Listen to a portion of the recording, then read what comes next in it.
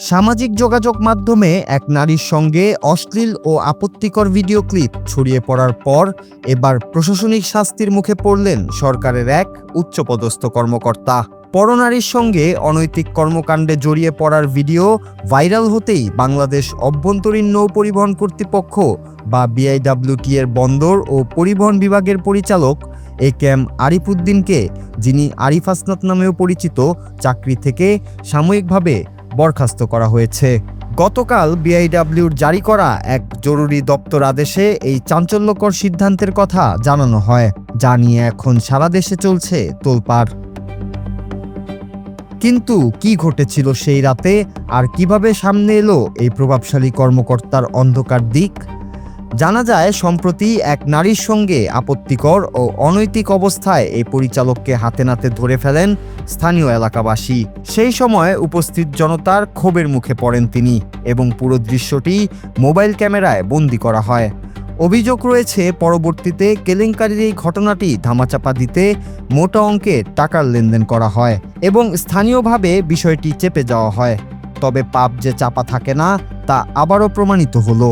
ঘটনার কিছুদিনের মধ্যেই সেই আপত্তিকর ভিডিওটি সামাজিক যোগাযোগ মাধ্যমে তীব্র গতিতে ভাইরাল হয়ে পড়ে। ভিডিওটি ফেসবুক ও অন্যান্য মাধ্যমে ছড়িয়ে পড়ার সাথে সাথেই তা BIWT এর ঊর্ধ্বতন কর্তৃপক্ষের নজরে আসে। প্রাথমিক তদন্তেই কর্মকর্তা আরিফ হাসনাতের অপরাধের বিষয়টি প্রমাণিত হয়।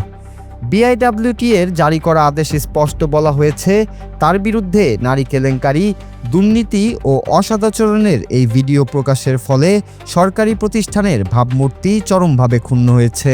ফলস্বরূপ কর্মচারী চাকরি প্রবিধানমালা 1990-এর বিধি লঙ্ঘন করায় তাকে সাময়িকভাবে বরখাস্ত করা হয়েছে।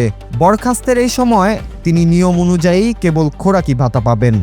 তবে তার জন্য তাকে নিয়মিত হাজিরা দিতে হবে প্রশাসন ও মানব সম্পদ বিভাগে। এদিকে তার শূন্য পদে অতিরিক্ত দায়িত্ব দেওয়া হয়েছে পরিচালক মোহাম্মদ সাইফুল ইসলামকে।